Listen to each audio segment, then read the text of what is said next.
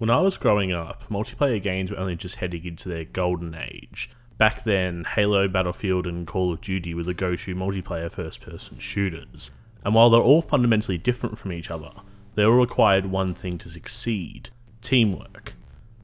My fondest memories of playing these games are playing with friends and trying to completely wipe the enemy team off the map. Completely taking over all points in the Battlefield 3 Conquest game mode was satisfying, as well as taking out an entire enemy team with missile pod guns in Halo 3. These games all had something unique about them that made me keep coming back for more. But now that these games have been around for so long, it seems like they're following the current trends like Battle Royale modes and monetization to keep players coming back. It's good to know there are some games out there that are more interested in making these unique multiplayer experiences rather than just easy cash grabs. And that leads me onto Rainbow Six Siege. Now, it's well known that Siege had a rocky launch, from the abysmal latency issues to the network crashes, and with only 20 playable operators on launch, it should have been dead in the water. But the opposite happened. Siege excelled where other multiplayer games didn't. If not for the support of the development team at Ubisoft Montreal updating the game with bug fixes and free content updates every season, and the players' love for the game, Rainbow Six Siege would have joined the long list of multiplayer games that have lived and died since 2015. In the last 5 years since launch, Siege has seen 34 new operators added to the game, as well as a bunch of new maps to explore and conquer. And with an all-time high of 55 million active players and a huge esports pro league that attracts people from all around the globe to go and watch the best players in the world compete against each other, it's safe to say that Siege is thriving. But why is Siege thriving? What makes it so different to the other multiplayer first-person shooters currently on the market? And my answer is scale.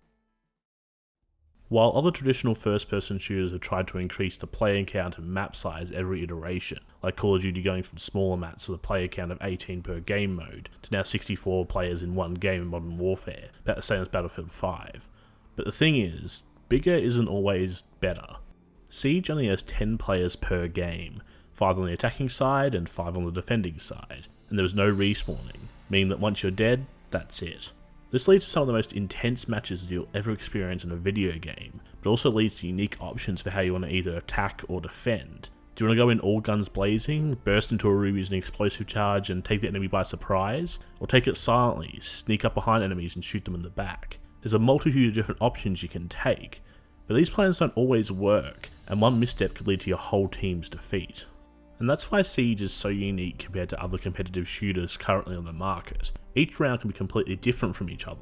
You're not simply running down the same 3 lanes to an objective like in CSGO or Overwatch. You're always thinking on your feet the best strategy to try and outsmart and outmaneuver the enemy team. And of course, it helps that everything is destructible, giving you lines of sight that wouldn't be possible in more traditional shooters. That isn't to say that Siege isn't completely without any problems, with hackers sometimes plaguing games that make it nearly impossible for the other team to win, to toxic teammates that will vote to kick you or shoot you as soon as you spawn in because you didn't clutch in the last round. Sometimes it makes it unbearable to play. But all in all, the Siege community is pretty good. They're a bunch of fans who are very passionate about their game.